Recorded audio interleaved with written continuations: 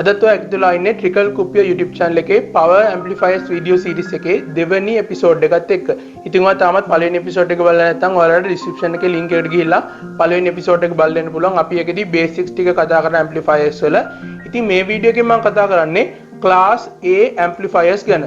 ඉතින් class A amplifiers ගැන කතා කරද්දී මම ඉස්සෙල්ලාම ගන්නම්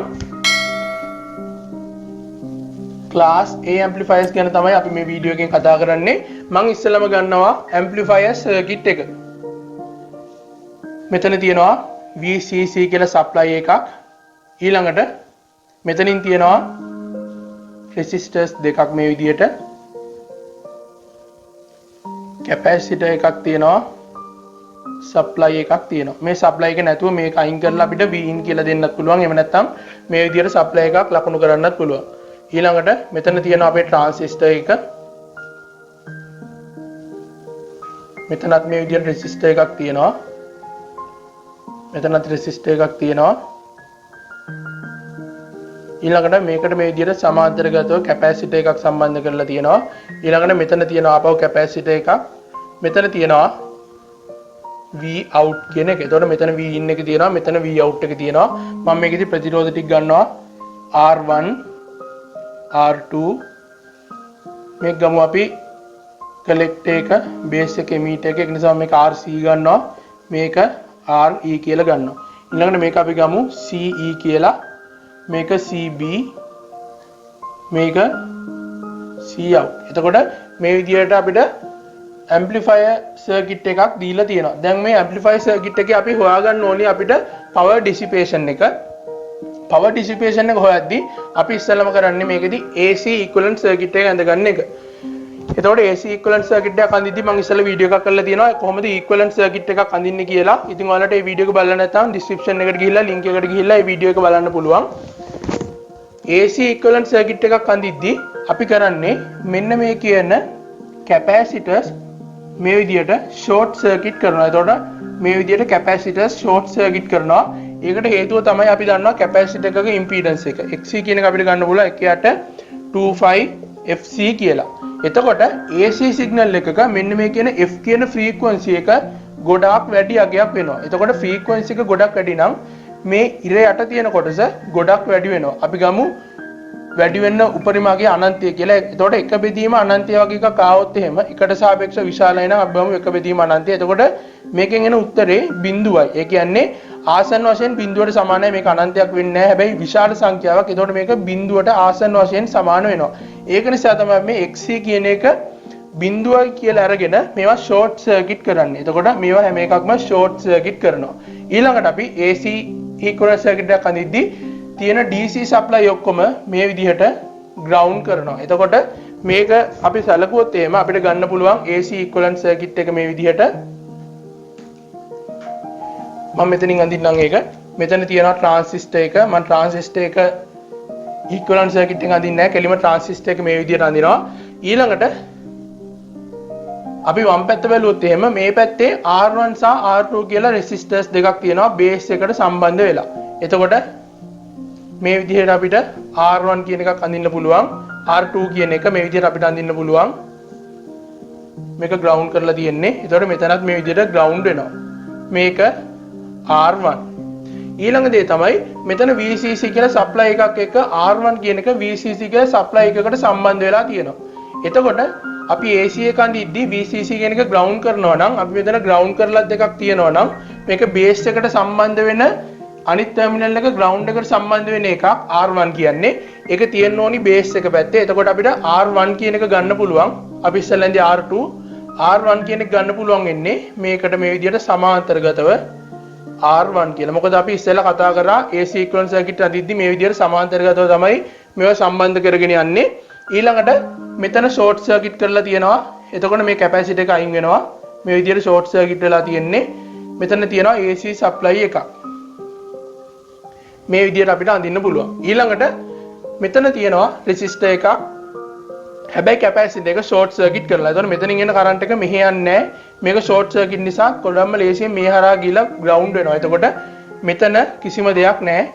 මේ විදිහට short circuit වෙනවා. ඊළඟට collector එක බැලුවොත් එහෙම collector එකේ RC කියලා resistor එකක් තියෙනවා. ඒ රෙසිස්ටර් එක කලෙක්ටර් එකට සම්බන්ධ වෙලා අනිත් කොටස භූගත වෙලා තියෙන්නේ. එතකොට මෙතන කලෙක්ටර් එක රෙසිස්ටර් එක මේ විදිහට සම්බන්ධ වෙලා මේ කොටස භූගත කරලා තියෙනවා. එතකොට RC කියලා රෙසිස්ටර් එකක් ගන්න පුළුවන්. එතකොට අවුට්පුට් එකක් මේ විදිහට අපිට ලබා ගන්න පුළුවන්.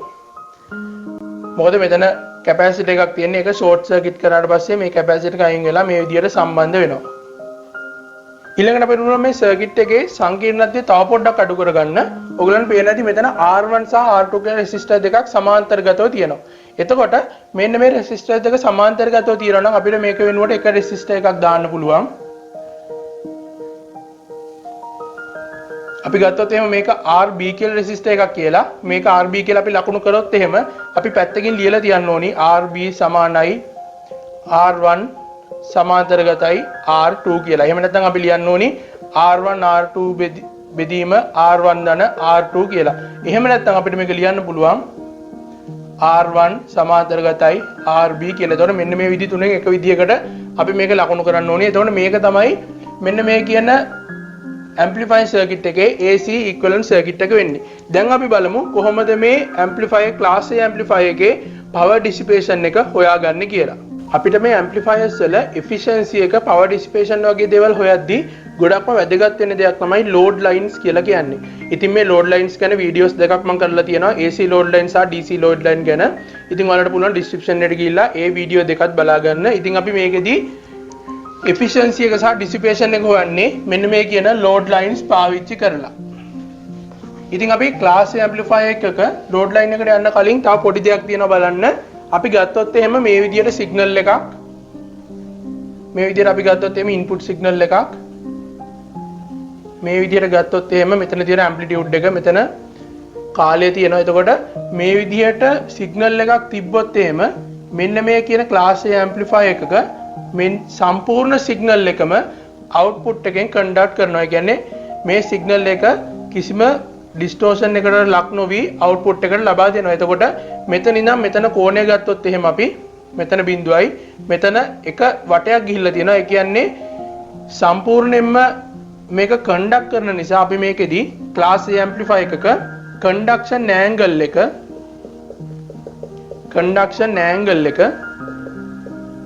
අපි කියනවා අංශක 360යි කියලා. එහෙම නැත්නම් 2යි පයි කියලා. එතකොට ක්ලාස් A ඇම්ප්ලිෆයර් එකක කන්ඩක්ෂන් ඇන්ගල් එක අංශක 360ක් වෙනවා.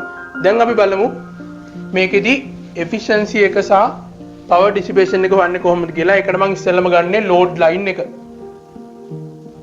මේ විදිහට මම ගන්නවා load line එකක් මේ පැත්තෙන්.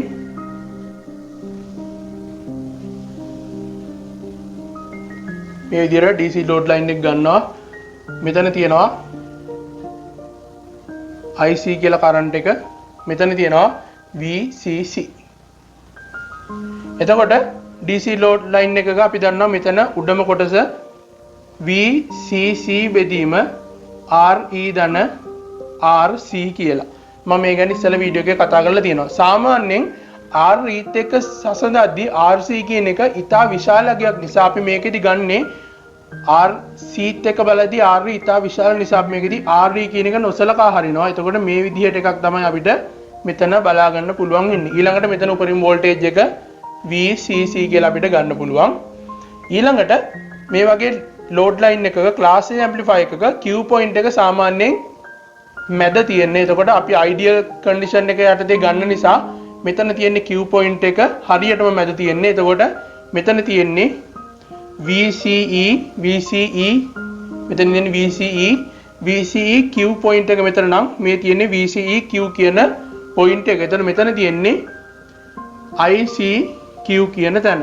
එතකොට මේ VCE Q කියන එක අපිට ගන්න පුළුවන්. මම කිව්වා Q point එක මැද නම් තියෙන්නේ මේ කොටස් දෙක සමානයි. එතකොට VCE Q කියන එක අපිට ගන්න පුළුවන් VCC බෙදීම 2යි කියලා. එතකොට මෙතනත් එහෙමයි මේක මැද නම් තියෙන්නේ ICQ කියන එක අපිට ගන්න පුළුවන් VCC බෙදීම 2යි RC කියලා. එතකොට මේ විදිහට අපිට මේක ලකුණු කරගන්න පුළුවන්. දැන් අපි ඉන්පුට් සිග්නල් එකක් බැලුවොත් එහෙම ඉන්පුට් සිග්නල් එක මම ගන්නවා මෙතනින්. මේක මම පොඩ්ඩකට මකා ගන්නම්. මෙතනින් ඉන්පුට් සිග්නල් එකක් ගත්තොත් එහෙම මේ විදිහට ඉන්පුට් සිග්නල් එකක් මම ගන්නවා. එතකොට මෙතන තියෙන්නේ ICQ කියන එක. මෙතන ඉන්පුට් සිග්නල් එකක් තියෙනවා. එතකොට අවුට්පුට් එක අපිට ලැබෙන්නේ මෙන්න මේ විදිහට. මෙන්න මේ විදිහ අවුට්පුට් එකක් තමයි ලබා ගන්න පුළුවන් වෙන්නේ. මම මේකෙදි ගන්නවා මෙන්න මේ උස IP කියන්නේ peak current එක. ඊළඟට මෙතන මම ගන්නවා VP කියලා මෙන්න මේ උස. මේ VP කියන්නේ එතකොට peak voltage එක. දැන් මේක බලනකොට පස්සේ ඔයගලන්ට පේනවා මේ තියෙන පළවෙනි half එක මේ තියෙන දෙවෙනි half එක. එතකොට මේකේ තියෙන මෙතන පළවෙනි half එක මෙතන දෙවෙනි half එක. එතකොට මම මේක මේ විදිහට තවදුරටත් කඩේරින් ලකුණු කරොත් එහෙම මේකේ තියෙන විශේෂත්වය තමයි මේකෙදි ඉන්පුට් සිග්නල් එකේ පළවෙනි half එක පොසිටිව් half එකක්. හැබැයි අවුට්පුට් සිග්නල් එකේ පළවෙනි half එක නෙගටිව් වෙලා තියෙනවා. එතකොට පොසිටිව් half එක නෙගටිව් half එකක් වෙලා තියෙනවා. නෙගටිව් half එක පොසිටිව් half එකක් වෙලා තියෙනවා. මේකට හේතුව තමයි අපි 2 port network video series එකේ කතා කරා voltage gain එක AV කියන එක අපිට ආවේ ඍණ HFE RE බෙදීම RL බෙදීම එක දන්න HFE වගේ දෙයක්. එතකොට මෙතන අපිට ආවේ AV කියන එක ඍණ අගයක් කියලා. එතකොට AV කියන එක ඍණ වෙන්නේ මෙන්න මේ හේතුව නිසා. එතකොට මෙන්න මේ ඍණ වෙන නිසා තමයි මෙතන පොසිටිව් half එක නෙගටිව් half එකක් වෙලා තියෙන්නේ. එතකොට මේ කියන සංසිද්ධියට අපි කියනවා phase reversal එක කියලා. එතකොට මේ phase reversal එක නිසා තමයි මෙතන පොසිටිව් half එක මෙතන නෙගටිව් half එක වෙලා තියෙන්නේ. දැන් අපි බලමු මේකෙදි අපිට හොයාගන්න පුළුවන් වෙන AC power එක සහ DC power එක කොහොමද හොයාගන්නේ කියලා. මම මෙතනින් ගන්නවා AC power එක. එතකොට අපි මේකෙදි power එක හොයන්න පාවිච්චි කරන සූත්‍රය අපි දන්නවා සූත්‍ර කිහිපයක් තියෙනවා. අපි මේකෙදි පාවිච්චි කරන්නේ P සමානයි V වර්ගය බෙදීම R කියන සමීකරණය. මොකද අපිට AC කරන්ට් එක මේකෙදි හොයාගන්න අමාරුයි. ඒක නිසා අපි මේකෙදි V වර්ගය බෙදීම R කියන සමීකරණය තමයි පාවිච්චි කරන්නේ. එතකොට මේ PAC එතකොට මේකෙදි අපි වෝල්ටේජ් එක සහ රෙසිස්ටර් එක දන්නවා. අපි දන්නවා AC power එක හොයන්නේ output power එක. ඒ කියන්නේ මම මේක සෙලිවුවොත් එහෙම අපි මේ ඇත්තටම හොයන්නේ output AC power එක. එතකොට output AC power එක අපි ඉස්සෙල්ලා equivalent circuit එකේ යන්න අපිට output එක පැත්තේ තියෙන resistor එක උනේ RC කියන එක. එතකොට මේකෙදි R කියන එක අපිට ගන්න පුළුවන් R සමානයි RC කියලා. එතකොට මේකෙදි V කියන්නේ voltage එක output එකේ. එතකොට මේකෙදි voltage එක එන්නේ අපිට මෙන්න මේ කියන voltage එක.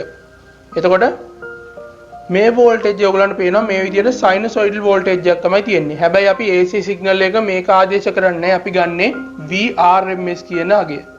root mean square කියන අගය. එතකොට VRMS කියන එක ගන්න පුළුවන් අපිට VP බෙදීම වර්ගමූල 2යි කියලා. එතකොට මේකෙදි VP කියන එක අපි හොයාගන්න පුළුවන් VC වලින්. මේක අපිට පුළුවන් මේ signal එක Q point එක මැද තියෙන්නේ. එතකොට මේක මෙතනට එනකම් මෙන්න මෙතනට එනකම් මේක මේ විදිහට ඇම්ප්ලිෆයි වෙන්න පුළුවන්. එතකොට මේක මෙතනට එනකම් මේ විදිහට ඇම්ප්ලිෆයි වුණාට පස්සේ VP කියන එක මෙන්න මේ තරම් දුරට අපිට ගන්න පුළුවන්. එතකොට මේ මැද තියෙන්නේ මෙන්න මෙතන තියෙන්නේ VCC බෙදීම 2 කියන අගය. එතකොට මෙන්න මේ අගය අපිට මෙතනට ආදේශ ගන්න පුළුවන්. එතකොට එනවා අපිට VCC බෙදීම වර්ගමූල 2යි කියලා මේ උපරිම අගය. එතකොට අපි මේක මෙතනට ආදේශ කරනවා. මෙතන අපි ආදේශ ගන්නේ root mean square value එක. ඒ කියන්නේ VCC බෙදීම වර්ගමූල 2 වර්ගය බෙදන්න ඕනි resistor එක RC. එතකොට මේකෙන් එනවා අපිට VCC වර්ගය බෙදීම 2යි RC කියලා එකක්. එතකොට මෙතන VCC බෙදීම 2 කියලා එකක් එන්න ඕනි. මොකද VCC බෙදීම 2 තමයි මෙතන VP කියලා අපි ආදේශ කරේ. එතකොට VP වෙනුවට අපි ගන්න ඕනි VCC බෙදීම 2 කියලා. එතකොට 2යි මූල 2 තමයි මෙතනට එන්නේ. එතකොට මේක 2යි මූල 2 මෙතනට ආදේශ වුණාට පස්සේ මේක වර්ග වෙනවා. එතකොට 2 වරක් 2 4යි 4 වරක් 2 8ක් වෙනවා. එතකොට මේ විදිහට අපිට AC input power එක ගන්න පුළුවන්. මම මෙතනින් ලියා ගන්නම් ඒක PAC. ඒක අපිට ආවා VCC වර්ගයේ බෙදීම 8යි RC කියලා. එතකොට අපි AC power එක හොයාගෙන තියෙනවා. දැන් අපිට තියෙන්නේ DC power එක හොයාගන්න. එතකොට DC power එක හොයද්දී අපි කරන්නේ PDC.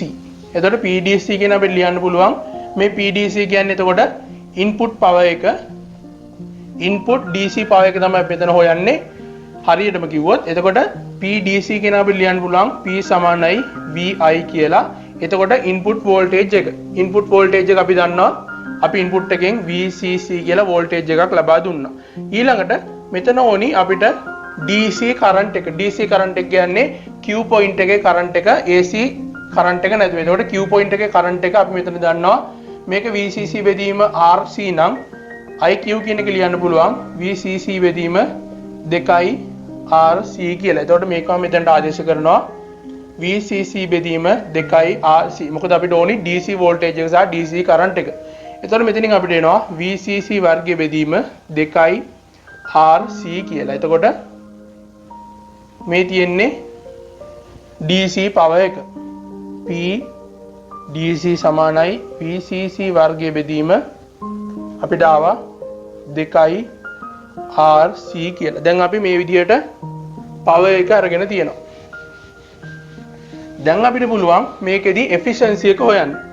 මේ amplifier circuit එකේ class A amplifier circuit එකේ efficiency එක. efficiency එක අපි ගන්නවා eta කියලා. eta කියන එක අපි ගන්නේ උඩට output power එක. එතකොට PAC output power එක. PAC output power එක බෙදන්න ඕනි PDC input power එකෙන්. මේක ගුණ කරනවා ප්‍රතිශතයක් විදිහට ගන්නවා නම් 100%. එතකොට AC power එක output එක VCC වර්ගය බෙදීම 8 RC. මේක බෙදන්න ඕනි DC power එකෙන්. ඒ කියන්නේ ගුණ කිරීම උඩයට මාරු කරලා මම මෙතන ලියනවා. එතකොට එනවා 2 RC බෙදන්න ඕනි VCC වර්ගය ගුණ කිරීම 100%. එතකොට RC ට RC මෙතන සුළු වෙනවා. VCC වර්ගයට VCC වර්ගය සුළු වෙනවා. මෙතනට 4ක් එනවා. එතකොට අපිට එනවා මේකෙදි efficiency එක 25ක් කියලා. එතකොට අපි මේකෙදි ගත්තේ මේ VP කියන එක උපරිම අගය මෙතනට එනකම් ගන්න පුළුවන් කියලා. එතකොට මේකෙදි උපරිම මේ විදිහට අවිල්ල තියෙන efficiency එක 25යි කියලා class A amplifier එකේ. දැන් අපි මේ විදිහට පුළුවන් class A amplifier එකේ efficiency එක හොයාගන්න. දැන් අපි මේ amplifier එකේ transistor එකේ power dissipation එක හොයමු. power dissipation එක මෙතන ඔයගලන්ට පේනවා මෙතන PAC out කියලා තියෙනවා. මේක අපි PAC load කියලා ලියනවා. එහෙම නැත්නම් PDC input කියන එක වෙනකොට අපිට PDC supply කියලා ලියන්න පුළුවන්. ඒ දෙකම පාවිච්චි වෙනවා. එතකොට දැන් අපිට ඕනි power dissipation එක වන්න transistor එකේ. මම මේකෙදි ගන්නවා PAC කියන එක මෙතන ලියා ගන්නම්. PAC කියන power එක VCC බෙදීම 8 RC. අපි මේකෙදි ගත්තේ VP කියන එක maximum වෙද්දී. එතකොට මේ තියෙන්නේ VPAC load එක output power එක අපි AC එක විදියට ගන්න. එතකොට load එක එහෙම නැත්නම් output PAC power එක මේ තියෙන්නේ maximum power එක. maximum එක තමයි මෙතන අපි ලියලා තියෙන්නේ. ඊළඟට PDC supply එක ඒක වෙනස් වෙන්නේ නැහැ. එතකොට ඒක නියතයක් VCC වර්ගය බෙදීම 2 RC. එතකොට මේ දෙක අපිට ඕන වෙනවා power dissipation එක හොයද්දී. අපි transistor එකේ power dissipation එක PTR කියන එක අපිට ගන්න පුළුවන්. supply power එක PDC supply අඩු කරන්න ඕනි PAC load power එක. ඒ කියන්නේ මෙන්න මෙතන කියපු එක. එහෙම නැත්නම් PAC output power එක අඩු කරන්න ඕනි PDC load power එක. එහෙම නැත්නම් PDC output power එක. එතකොට මේ විදිහට අපිට සමීකරණයක් ගන්න පුළුවන්. දැන් අපි මේකෙන් හොයන්න යන්නේ transistor එකේ power dissipation එක. මේක අපිට අගයන් දෙකක් ගන්න පුළුවන්. අපි ඉස්සෙල්ලා ගමු minimum power dissipation එක. power dissipation එක මේකෙදි මේ කොටස සහ මේ කොටස නියතයක්. එතකොට PAC අනු වෙනස් වෙන එක අනුව තමයි අපිට මේ power dissipation එක අඩු වෙනවද වැඩි වෙනවද කියලා තීරණය කරන්න වෙන්නේ. එතකොට PTR ලියන්න පුළුවන් power supply එක නියතයක්. මේක වෙන්නේ VCC වර්ගය බෙදීම 2 RC. අඩු කිරීම AC power එක. එතකොට අපිට ඕනි minimum power එක නම් මේකත් නියත නම් මේ AC power එක minimum නම් අපිට ඕනි AC power එක උපරිම අගය. එතකොට තමයි PTR කියන එක අඩුම අගයක් එන්නේ. මොකද මෙතන තියෙන්නේ අඩු කිරීමේ සංඛ්‍යාන් අඩු කිරීමේ ලකුණු නිසා. එතකොට මේක උපරිමයි නම් මෙතන අවම වෙනවා. එතකොට AC power එකේ උපරිම එක තමයි මෙතන හොයලා තියෙන්නේ. VCC වර්ගය බෙදීම 8යි RC. අඩු කරනවා DC power එක. එතකොට PDC load එහෙම නැත්නම් load එකේ DC power එක අපිට ගන්න පුළුවන් P සමානයි I වර්ගය R කියලා. එතකොට අපි load current එක දන්නවා ICQ වර්ගය load එකේ resistor එක RC. දැන් අපිට ICQ කියන එක අපි ඉස්සෙල්ලා හෙව්වා VCC වර්ගය VCC බෙදීම 2යි RC කියලා. එතකොට මේකේ වර්ගය ගුණ කරනවා RC කින්. එතකොට මේකෙන් අපිට එනවා VCC වර්ගය බෙදීම 4යි RC කියලා. මේ RC ට RC සුළු වෙලා. එතකොට මේක තමයි මෙන්න මේ DC load එකේ power එක DC power එක. එතකොට එනවා අපිට VCC වර්ගය බෙදීම 4ක් RC කියලා. මම මේකත් මෙතනින් ලියා ගන්නම්. අපිට එනවා P DC load power එක. ඒක අපිට ආවා VCC වර්ගය බෙදීම 4යි RC කියලා. එතකොට මේකෙදි මෙන්න මේක තමයි වෙනස් වෙන පදය වෙන්නේ. එතකොට මේක නියත. එතකොට මේකේ මැක්සිමම් එක ගත්තොත් මේකේ අඩුම අගය එනවා. එතකොට PTR මිනිමම් කියන එක අපිට එනවා මේක සුළු කරාට පස්සේ. මේකෙන් මම ගන්නවා 8යි RC කියලා පොදු හරය. එතකොට මෙතනින් එනවා 4යි VCC වර්ගය ඍණ VCC වර්ගය ඍණ මෙතනින් එනවා 2යි VCC වර්ගය කියලා. එතකොට මෙතනින් 3යි VCC වර්ගයෙන් අඩු වුණාට පස්සේ එනවා අපිට VCC වර්ගය බෙදීම 8යි RC කියලා එකක්. එතකොට මේක තමයි ट्रांसिस्टर එකේ minimum power dissipation එක. එතකොට මේ විදිහට අපිට minimum power dissipation එක හොයාගන්න පුළුවන්.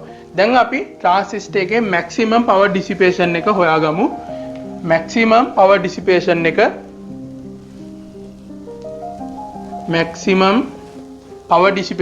එතකොට මම කිව්වා මේකත් නියත මේක තමයි වෙනස් වෙන එක කියලා. එතකොට maximum එක එන්න නම් මේක අඩු වෙන්න පුළුවන් උපරිම අගයට අඩු වෙන්න ඕනි. එතකොට AC එකේ power එක අඩු වෙන්න පුළුවන් උපරිම අඩුවීම තමයි බිඳුව කියලා කියන්නේ. එතකොට PAC maximum power dissipation එක වෙන ट्रांसिस्टर එකේ මේක අපි බිඳුවක් කරනවා අඩු වෙන්න පුළුවන් උපරිම අගය. එතකොට PTR max කියන එක අපි ලියන්න පුළුවන් DC supply එක VCC වර්ගය බෙදීම 2යි RC මේක බිඳුවක් වෙනවා. PDC load එක VCC වර්ගය බෙදීම 4යි RC. එතකොට මේකෙන් පොදු හරය 4ක් ගත්තොත් එහෙම අපිට එනවා මෙතනින් 2යි VCC වර්ගය මෙතනින් VCC වර්ගය. එතකොට එනවා VCC වර්ගය කියලා. එතකොට maximum power dissipation එක මේ විදිහට අපිට අවිල්ලා තියෙනවා. එතකොට මේ විදිහට අපිට power dissipation එක ගන්න පුළුවන් transistor එක. ඊළඟ වැදගත්ම දේ තමයි අපිට transistors ගනිද්දී transistors වල තියෙනවා rating එකක්. ඒ transistor එක හරහා තියෙන power dissipation එක ගැන. එතකොට අපි මේ transistor එකක් ගනිද්දී අපි අනිවාර්යයෙන්ම ගන්න ඕනි මෙන්න මේ කියන maximum power dissipation එකට වඩා වැඩි අගයක් තියෙන transistor එකක්. එතකොට class A amplifier එකක අපි දන්නවා maximum power dissipation එක VCC වර්ගය බෙදීම 4යි RC. එතකොට අපි transistor එකක් තෝරගද්දී මෙන්න මේ maximum power එකට වඩා වැඩියෙන් තියෙන rating එකක් තියෙන transistor එකක් තමයි ගන්න ඕනි. ඒකට හේතුව තමයි මෙන්න මේ වගේ අවස්ථාවක් ආවොත් ඒ කියන්නේ load එකෙන් AC power එකක් දුන්නේ නැත්නම් ඒ කියන්නේ AC signal එකක් නැති වෙලාවට මේකේ maximum power එක මෙන්න මේ අගයක් වෙනවා. එතකොට මේ අගයට වඩා අඩු අගයක් තියෙන transistor එකක් තිබ්බොත් එහෙම ඒ transistor එක පිච්චිලා යනවා burn වෙනවා. ඒක නිසා අනිවාර්යයෙන් transistor එකක් ගනිද්දී මෙන්න මේ කියන්නේ PTR maximum කියන අගයට වඩා වැඩි අගයක් තියෙන transistor එකක් තමයි අපි යොදා ගන්න ඕනි. ඊළඟට අපි බලමු මේ class A amplifier එකේ power diagram එක කොහොමද අපි අඳින්නේ කියලා. ඉතින් ඒ diagram එක අඳින්න කලින් මම transistor එකේ maximum සහ minimum powers දෙක මෙතන ලියා ගන්නම්. PTR minimum එක අපිට ආවේ VCC වර්ගය බෙදීම 8යි RC කියලා.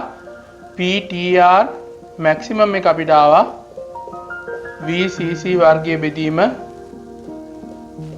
4යි RC කියලා. එතකොට මේ විදිහට අපිට අගයන් දෙකක් ඇවිල්ලා තියෙනවා.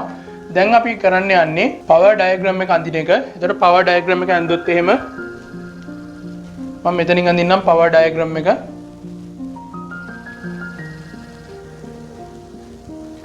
power එක මෙතන තියෙන්නේ VP කියන peak voltage එක. දැන් අපි දන්නවා මෙන්න මේ නියත දෙක. මේකෙදි තියෙනවා supply voltage එක අපි ගත්තොත් supply power එක ගත්තොත් එහෙම PDC supply එක අපිට එනවා VCC වර්ගය බෙදීම 2යි RC කියලා. මෙතන තියෙන්නේ supply power එක. එතකොට මම මේක ලකුණු කරනවා මෙතනින්. ඒක නියතයක් මේ විදිහට VCC වර්ගය බෙදීම 2යි RC. එතකොට මේ තියෙන්නේ PDC supply එක. ඊළඟට VCC වර්ගය බෙදීම 2යි RC වල මෙන්න මේක මැදින් ඒ කියන්නේ මේක දෙකට බෙදුවොත් එහෙම ඒ කියන්නේ මෙන්න මේ වගේ හරියක තියෙනවා. මෙන්න මේ කියන PDC load කියන නියතිය. එතකොට මේක PCC වර්ගය බෙදීම 4යි RC මේ තියෙන්නේ. එතකොට PDC load කියන power එක. ඊළඟට මේකත් ආපහු දෙකෙන් බෙදුවොත් එහෙම මෙන්න මේ වගේ තැනක් තමයි VCC වර්ගය බෙදීම 8යි RC කියලා අපිට එන්නේ. දැන් අපි බැලුවොත් එහෙම අපි අන්තිම ඉස්සෙල්ලම මෙන්න මේ කියන AC load එකේ power එක කොහොමද VP ත් එක්ක වෙනස් වෙන්නේ කියලා. දැන් මේක බැලුවොත් එහෙම ඔයගලන්ට පේනවා මෙතන VCC වර්ගය. එතන මේක VCC වර්ගයත් එක්ක තමයි මේ PAC කියන power එක තියෙන්නේ. දැන් අපි දන්නවා VP කියන එක අපි ගත්තේ VCC බෙදීම 2 කියලා ඉස්සෙල්ලා ඔයගලන්ට මතක ඇති. එතකොට VCC කියන්නේ 2යි VP කියන එක. එතකොට මම මේක මෙතනට ආදේශ කරොත් එහෙම PAC load කියන එක අපිට එනවා 4යි VP වර්ගය බෙදීම 8යි RC. එතකොට මේකෙන් එනවා අපිට 1 බෙදීම 2යි RC වාරයක් VP වර්ගය කියලා. මේ තියෙන්නේ PAC load කියන එකේ maximum අගය. ඒ කියන්නේ මෙන්න මේ අගය තමයි මම මේ VP වලින් ලියාගෙන තියෙන්නේ. මොකද මේ ප්‍රස්ථාරයේ තියෙන්නේ VP සහ power එකට අනුව. එතකොට මේ තියෙන්නේ power එක. ඒ කියන්නේ y කියන එක VP වර්ගය නම් මෙතන තියෙන්නේ මේක x අක්ෂය. එතකොට මේකේ තියෙන්නේ 1 බෙදීම 2යි RC කියන්නේ නියතයක් m. VP වර්ගය කියන්නේ x වර්ගය. එතකොට y සමානයි mx වර්ගය ආකාරයේ ශ්‍රිතයක් තමයි අපිට ලබා ගන්න මේකෙදි පුළුවන් වෙන්නේ. එතකොට අපි ගත්තා VP කියන එක උපරිම අගයට ගියාට පස්සේ තමයි අපිට මේ maximum power එක එන්නේ. එතකොට මේක මේ විදිහට VP වැඩි වෙද්දී මේක මෙතනට එනකන් යන්න ඕනි. හැබැයි මේක යන්න ඕනි මේ විදිහට curve එකක් විදිහට. මොකද y සමානයි mx ආකාරයේ ප්‍රස්ථාරයක් නිසා. එතකොට මේක මේ විදිහට තමයි වැඩි වෙන්නේ. මෙතනට එනකන් තමයි මේකේ උපරිම අගය. එතකොට AC load power එකේ උපරිම අගය VCC වර්ගය බෙදීම 8යි RC එක වැඩි වෙන්නේ VP ත් එක්ක මෙන්න මේ විදිහට මෙන්න මේ කියන සමීකරණය නිසා. එතකොට මේ තියෙන්නේ PAC load power එක. එතකොට මේ විදිහට අපිට ඒක ගන්න පුළුවන්. ඊළඟට මේ විදිහට load power එක වෙනස් වෙද්දී AC එකේ අපි දන්නවා අපිට transistor එකේ මේ විදිහට powers වෙනස් වුණා. එතකොට transistor එකේ minimum power එක ආවේ අපිට මෙන්න මේ කියන minimum power එක අපිට ආවේ AC load එකේ maximum අගයේදී. එතකොට මෙතනදි තමයි transistor එකේ minimum අගය ආවේ. ඊළඟට transistor එකේ maximum අගය ආවේ power dissipation එක maximum උනේ මෙන්න මේ කියන load power එක AC load power එක බිඳුවක් වෙද්දී. කියන්නේ load power එක බිඳුවට යද්දී තමයි transistor එකේ maximum අගය ලැබුණේ. එතකොට මේකත් දෙන්නේ අර වගේම curve එකක්. එතකොට PAC load එක උපරිම අගයක් වෙද්දී තමයි transistor එකේ power dissipation එක අඩු. මේක මේ විදිහට ආපහු අඩු වෙද්දී PAC කියන load එක මේ විදිහට අඩු වෙද්දී තමයි මේක මේ විදිහට transistor එකේ maximum power එකට යන්නේ. එතකොට මේ තියෙන්නේ PTR කියන එක. PTR කියන එක තමයි ඒ විදිහට අපි අරන් තියන්නේ. එතකොට supply එක. එතකොට මේ විදිහට අපිට හැම එකක්ම ගන්න පුළුවන්. ඊළඟ වැදගත් දේ තමයි අපි ගත්තොත් එහෙම මෙන්න මේ වගේ තැනක් ගත්තොත් එහෙම මේ තැන අපි මේ විදිහට මම මේක ලකුණු කරනවා කඩිරි වලින්. එතකොට මේකෙදි මෙන්න මේ පොයින්ට් එක සහ මේ පොයින්ට් එක ගත්තොත් එහෙම මම ගන්නවා මේ පොයින්ට් එකේ මෙතන අගය මම ගන්නවා simple a කියලා. ඊළඟට දෙවෙනි කොටස මෙතනින් කැපෙන්නේ මේකේ අගය මම ගන්නවා simple b කියලා. එතකොට මේක නියතයක් නිසා මේක VCC වර්ග බෙදීම 4 RC මයි එන්නේ. මෙතන තියෙන්නේ VCC වර්ග බෙදීම 2 RC. එතකොට මම ඒකත් පොයින්ට්ස් වලින් ලකුණු කරගන්නම්. මේක A මේක B අපි ගමු මේ පොයින්ට් එක C කියලා. C වලට අගයක් තියෙනවා. මේකත් D කියලා ගන්නවා. D වලටත් අගයක් තියෙනවා. එතකොට අපිට ලියන්න පුළුවන් මේ D කියන අගය මෙන්න මේ D කියන අගය මේක සමාන වෙනවා කියලා. මෙන්න මෙතන තියෙන අගය සමාන වෙනවා මේ පොයින්ට්ස් තුනට අපිට ආපු අගයන් වල එකතුවට. ඒ කියන්නේ මේ පොයින්ට් එකේ ආවා A කියන එක ධන, මෙතනින් ආවා B කියලා එකක්, මෙතනින් ආවා C කියලා එකක්. එතකොට හැම වෙලාවෙම මෙන්න මේ අවශ්‍යතාවය සම්පූර්ණ කරනවා මේ කියන ප්‍රස්ථාරය මගින්. ඒ කියන්නේ මෙතනින් ගත්තත් මේ අගයයි එකතුව අනිවාර්යෙන් මෙන්න මේ අගයට සමාන වෙනවා. එතකොට මේක තමයි මේ power diagram එකේ තියෙන සම්බන්ධතාවය. එතකොට අද වීඩියෝ එකෙන් අපි කතා කළා class A amplifier එකක කොහොමද AC equivalent circuit එක අඳින්නේ, ඒ වගේම power dissipation එක වන්නේ කොහොමද, efficiency එක වන්නේ කොහොමද, ඒ වගේම power diagram එක කොහොමද අඳින්නේ කියලා. ඒ වගේම මේ class A amplifier circuit එක conduction angle එක ගැනත් අපි කතා කරා. ඊ වගේම මීට අමතරව දෙයක් තියෙනවා මේ class A amplifier එකක advantages සහ disadvantages කියලා. ඉතින් ඔයාලට මේ advantages සහ disadvantages මම පහළ description එකේ link එකක් තියෙනවා. ඒ link එකට ගියාට පස්සේ ඔයගොල්ලන්ට advantages සහ disadvantages මම වෙනම වගුවක ඔයගොල්ලන්ට බලා ගන්න පුළුවන් හදලා තියෙනවා. ඒ ටිකෙන් අපිට පුළුවන් මේ class A amplifier එකක advantages සහ disadvantages ටික ලබා ගන්න. ඉතින් අපි මේ වගේ අලුත් වීඩියෝ එකකින් ආයෙත් ඉක්මනින්ම හම්බෙමු. ඔයාලා හැමෝටම සුබ දවසක්.